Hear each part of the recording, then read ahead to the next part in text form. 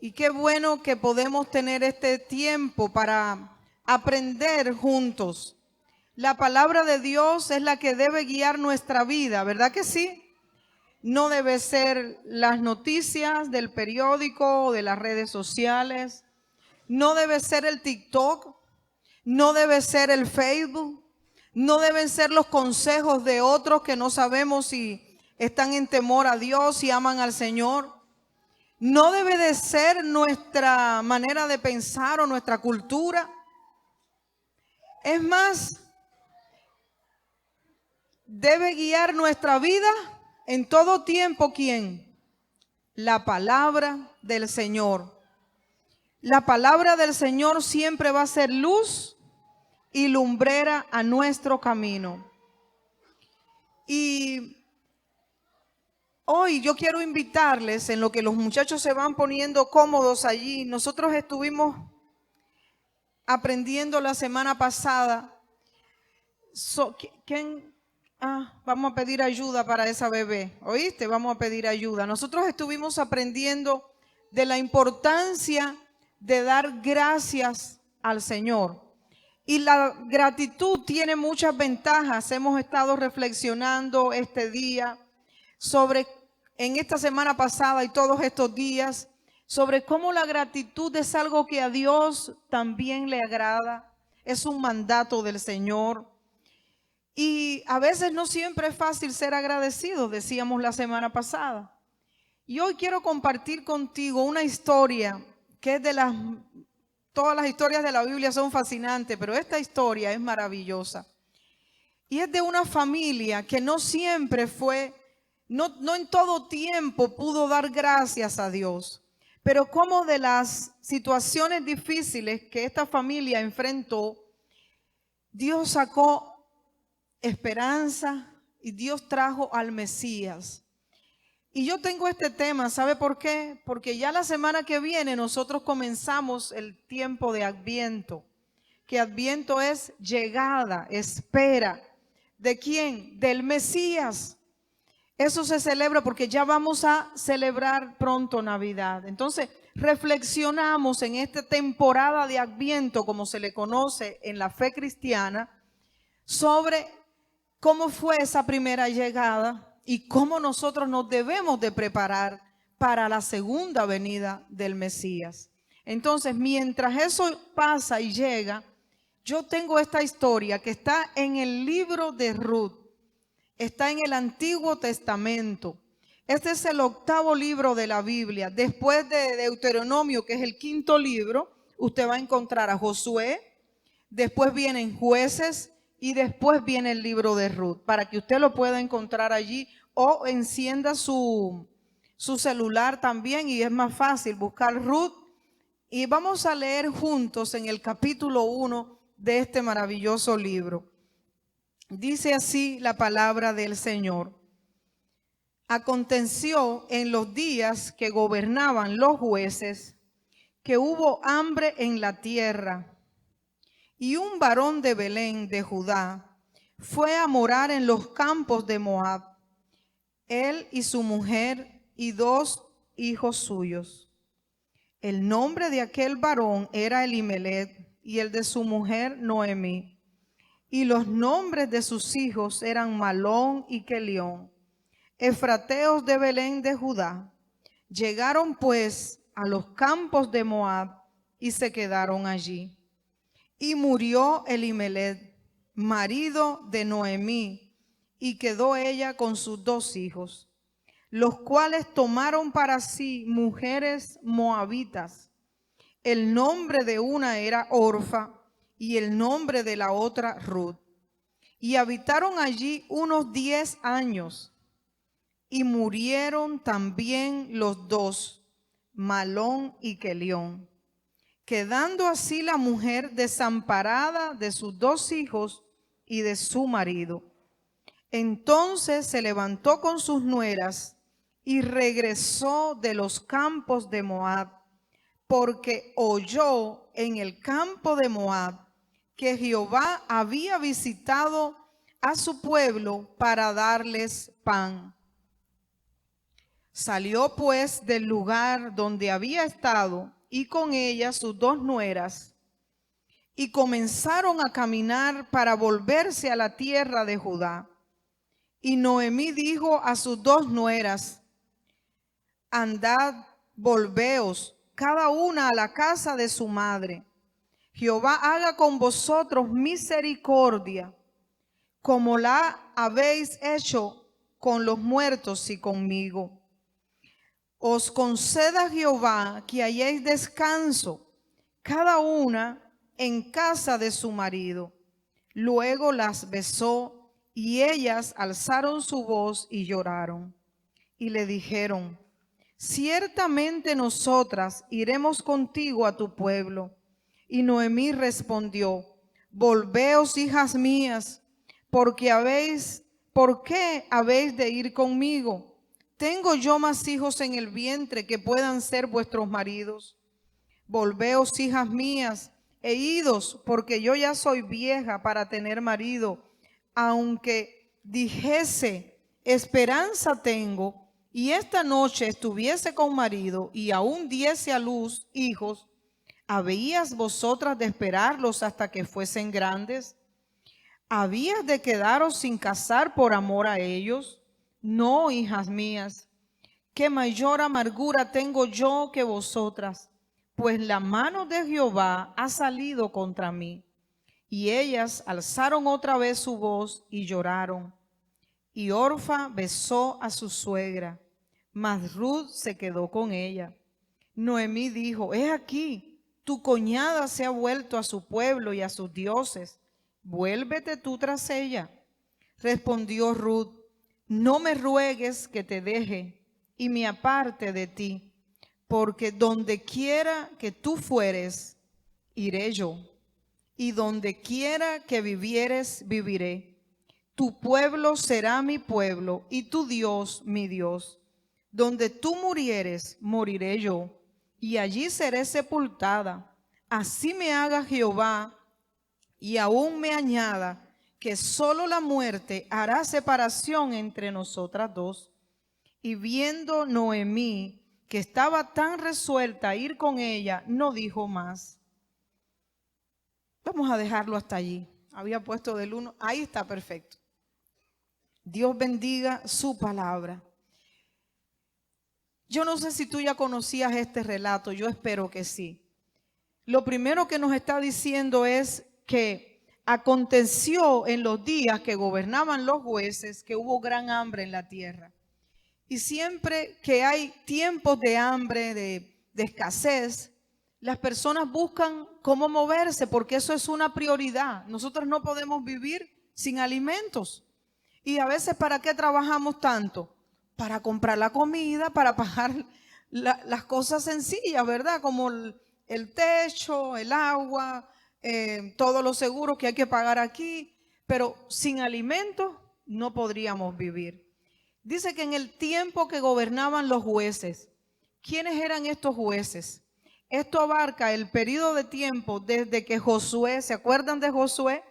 El que le sucedió a Moisés, ¿se acuerdan de él? Josué ayudó al pueblo a entrar a la tierra prometida. El pueblo entró a la tierra prometida. Cuando ya estaban allí, las tomaron algunas ciudades, el pueblo comienza a organizarse y Dios levantó jueces para que les dirigieran. Después se nombra el primer rey de Israel, porque el pueblo pidió rey. Entonces los jueces abarcan después de la muerte de Josué hasta que se nombra a Saúl como el primer rey de Israel. Y en ese periodo hubieron muchas altas y bajas. Sansón, por ejemplo, fue uno de los jueces de Israel. Débora fue uno de los jueces de Israel. No todos los jueces actuaron conforme a la voluntad de Dios. Y se conoce ese tiempo como un tiempo de escasez, donde Dios también trajo juicio sobre su pueblo. Bienvenida, Tani. Se conoce ese tiempo como un tiempo también difícil. Entonces, en ese tiempo, en Belén, había hambre. ¿Y sabe qué significa Belén? Casa de pan. Entonces, en la casa del pan, en el lugar donde debía haber suficiente alimento, hay escasez, hay hambre. Y una familia, esta familia que está aquí, familia del pueblo de Dios, decidió, no sabemos si oraron, si consultaron a Dios, decidieron emigrar. ¿Y sabe a dónde emigraron? A Moab, que Moab era conocido por un lugar donde tenían muchos dioses que no honraban a Dios. Eran los descendientes, los moabitas eran descendientes de Moab, nieto de Lot, con el incesto que tuvo con una de sus hijas, con las hijas de Lot. Ustedes saben que cometieron incestos y Lot también, ¿verdad? ¿Se acuerdan de Lot, del sobrino de Abraham? Y entonces de esa historia difícil de familia nacieron los moabitas. Era un lugar donde no se honraba a Dios, pero allí había comida al parecer. Y viene Elimelech, que su nombre significa mi Dios es rey. Noemí, su esposa, que significa su nombre agradable, alegre. Y sus dos hijos, Malón y Kelión, que sus nombres significan enfermedad y mortandad. No sabemos por qué le pusieron esos nombres. Sí sabemos que los hebreos tenían sus leyes y sus maneras de poner nombre de acuerdo a la personalidad de los niños y de los hijos, ¿verdad? De acuerdo a la identidad que ellos iban a tener. Entonces llegaron a los campos de Moab, se establecieron allí y el relato inmediatamente nos deja saber que murió Elimelech, el padre de familia. ¿Se imagina usted? Están extranjeros en otra tierra y el padre de familia muere. Y en esta cultura, porque ellos llevaron consigo su cultura israelita de ser judíos, ¿no? En esta cultura y también donde ellos estaban, la cultura era patriarcal. Es decir, que la mujer cuando quedaba sola, quedaba desprotegida, podía perder hasta los bienes que tenía, podía perder la herencia, no tenía derecho a nada. Entonces, si ella tenía hijos, como es el caso, ella ya no iba a estar tan desprotegida. Y resulta que nos está diciendo que estos muchachos ya también habían tomado mujeres para sí. Entonces está la desgracia de que muere Elimelech, que Noemí queda sola con sus hijos. Al parecer los hijos ya estaban grandes. Y dice, tomaron para sí mujeres moabitas. Y nos dicen hasta el nombre de aquellas mujeres. Orfa significa cuello y Ruth. Se han dado muchas interpretaciones, algunas de ellas amistad o leal. Entonces yo creo que cualquiera de esos dos nombres le vendría muy bien a ella, ¿verdad? A esa nuera.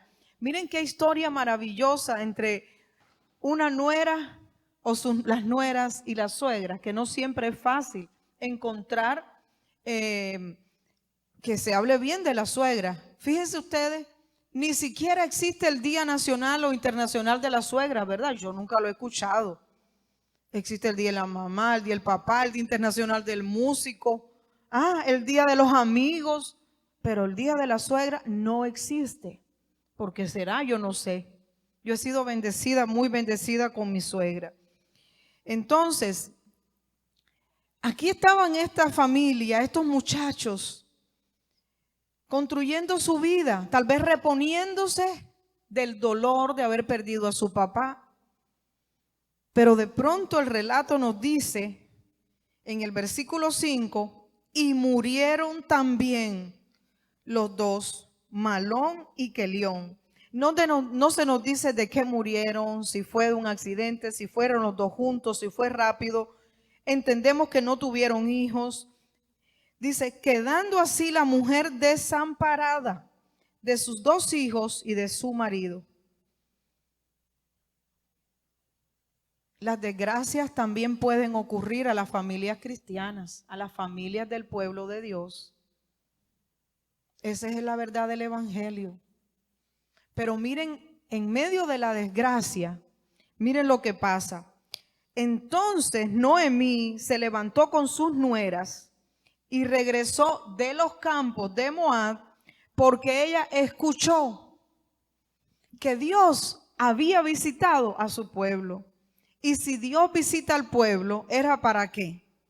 Para darles comida, para darles prosperidad. Cuando Dios nos visita ¿para qué?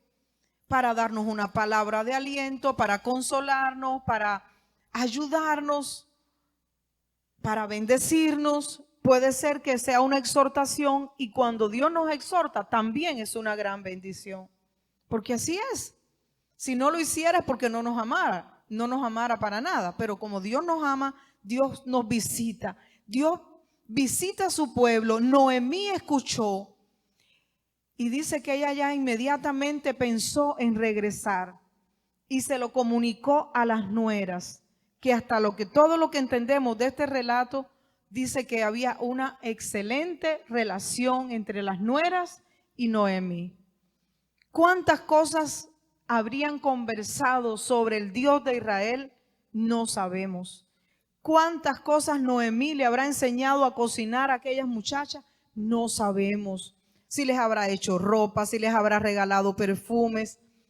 Todo eso debe haber pasado. ¿Por qué? Porque había una excelente relación entre ellas. Y cuando Noemí le dice a las muchachas que se va a ir, dice, salió pues del lugar donde había estado, y con ella salieron, ¿quiénes? Las dos nueras. Comenzaron a caminar para volverse a la tierra de Judá. Pero Noemí, dándoles un excelente consejo a las nueras, que les dijo, por favor, vuélvanse con sus mamás. Una cultura patriarcal, pero interesante que aquí se menciona que vuelvan a la familia, al seno de la mamá, porque había una cultura en Israel que cuando moría el esposo, la viuda debía casarse o podía casarse con un hermano o con un pariente cercano para que levantara descendencia siempre a la familia. Entonces Noemí les explica a las muchachas, mira, yo no puedo darte más, no voy a tener más hijos para que tú los esperes, no desperdicies tu vida, entonces no puedes poner tu esperanza en que te vas a casar con alguien de mis hijos o de mi familia. Y también aquí hay algo importante, porque ¿qué tal los que están solteros o solteras? No podemos basar nuestra vida o nuestra esperanza o nuestra alegría solo si nos casamos o no nos casamos. Pero en aquella cultura eso era algo muy importante. Y viene la suegra Noemí y les insiste para que se queden. Las trata de persuadir, diciéndoles, no, ¿qué van a ir a hacer si yo tuve que salir de allá? Increíble, porque aquella mujer que conocía de Dios, que conocía las hazañas que Dios había hecho, que al parecer las había compartido con aquellas mismas mujeres antes, ahora estaba viéndose de una manera que estaba sin esperanza. ¿Cómo se estaba mirando a ella misma? Dice, yo no tengo nada que dar. ¿Qué vas a ir a hacer conmigo? Y peor aún, Noemí más adelante en este relato, porque son apenas 4 capítulos de este libro, dice que ella ya no se quiere llamar Noemí porque era alegría. Dice que ahora se quería llamar Mara porque es amargura, es amarga su vida, porque ya no tiene a quien ella más ha querido, se siente sola. Y en el capítulo 2, para que usted después también lo busque, ella le dice a las personas, porque sí se regresan, que Dios la ha abandonado. Y me encanta Noemí porque ella expresa lo que está sintiendo. Y lo está expresando con dolor. Y eso es un principio importante para la sanidad de nosotros. No es con cualquier persona que usted va a expresar lo que está pasando, lógicamente. Pero siempre que usted esté atravesando un momento difícil, expréselo, converse, tenga la libertad de hacerlo. Y aunque estaba desde una perspectiva equivocada, miren qué lindo es Dios, que una de las nueras dice, ok, está bien, y Noemí la bendice. Pero la otra nuera, que nos da un gran ejemplo a nosotros porque nos habla de la importancia de la lealtad, nos habla de la importancia de ser determinados, de que nuestra palabra siga teniendo valor. De eso nos habla la vida de Ruth, el compromiso de Ruth. No fue un compromiso cualquiera. ¿Qué esperanza tenía Ruth? No sabemos, pero había en su corazón el deseo de no dejar sola a aquella mujer. Y a pesar de que era una ciudad de gente malvada, posiblemente, que adoraban otros dioses, de allí salió una mujer comprometida, una mujer leal. De allí de Moab salió Ruth, una mujer incapaz de dejar sola a la otra en su mayor momento de soledad. ¿Y no le parece a usted que a veces de donde menos usted piensa, Dios también saca a otros? A veces usted está esperando que de la iglesia o de la congregación, que se supone que es el lugar de donde más nos van a ayudar, no pasa así, pero de allá, de donde menos se espera, viene alguien y nos da la mano, nos da un abrazo en nuestro peor momento, en nuestra peor circunstancia. Y Dios se va encargando de que ante aquella tragedia, no sabemos si fue una mala decisión, yo pienso que sí, de haber emigrado de la casa del pan a un lugar donde no debieron haber ido como familia. Y a veces miramos consecuencias de malas decisiones. ¿Quién de nosotros podría juzgar? Nadie, porque todos hemos cometido errores, todos hemos tomado malas decisiones en algún momento de nuestra vida y también hemos tenido que cargar con ellas, porque Dios nos perdona. ¿Cuántos lo saben? Que Dios es bueno. Pero parte de su amor y de su enseñanza también es que tengamos que asumir las consecuencias, las responsabilidades. Entonces, esta familia, en medio de esa desgracia, Dios se encarga de sacar algo bueno de allí. Dios se encarga de cambiar la historia de esa familia, a pesar de que ya Noemí no tenía esperanza. Y comienza, y me da mucha esperanza cuando Ruth le dice: no me ruegues que te deje y que me aparte de ti, porque a donde quiera que tú fueres, iré yo. Donde quiera que tú vivieres, viviré. Tu pueblo será mi pueblo y tu Dios mi Dios. ¿Cuánto nos gustaría a nosotros escuchar que alguien se quiere comprometer con nosotros de esa manera? A veces en las bodas se ocupa este pasaje para hacer los votos. Qué bonito, aunque se saque del contexto, porque aquí es entre una nuera y una suegra. Algo podríamos decir atípico, pero Noemí había en algún momento expresado cómo era el Dios de Israel para que Ruth dijera: tu Dios va a ser mi Dios. Definitivamente. Y qué buena decisión, porque ¿sabe qué pasó? A ver si después también seguimos estudiando este libro, pero usted no deje de leer los capítulos que siguen en su casa. Son 4 capítulos bien pequeñitos de esta historia fascinante. ¿Sabe qué pasó? Se fueron a Judá.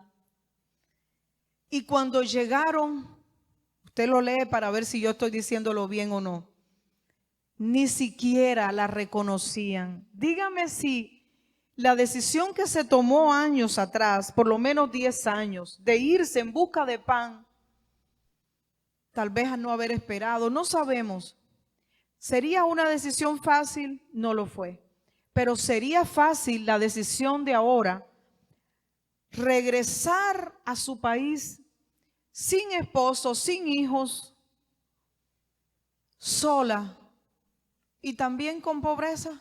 ¿Sería fácil esa decisión? ¿Cómo sería si usted o yo tenemos que regresar a nuestros países?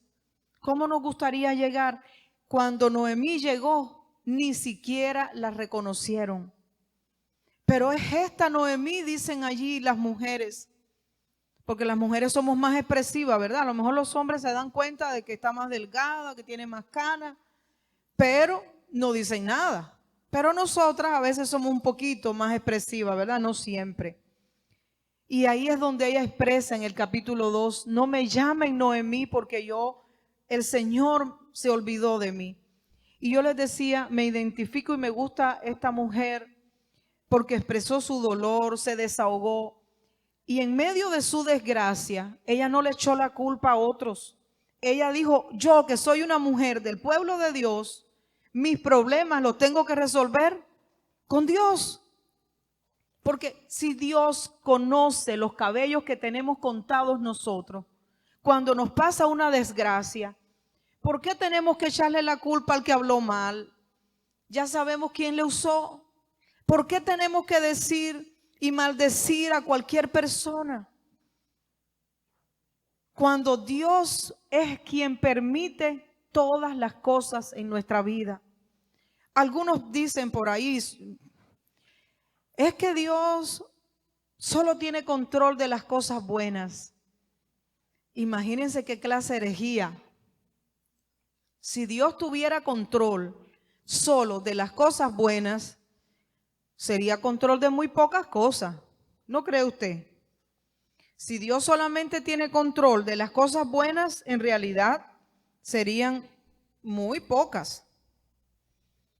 Pero Dios es Rey de reyes, está sentado en su trono todo el tiempo.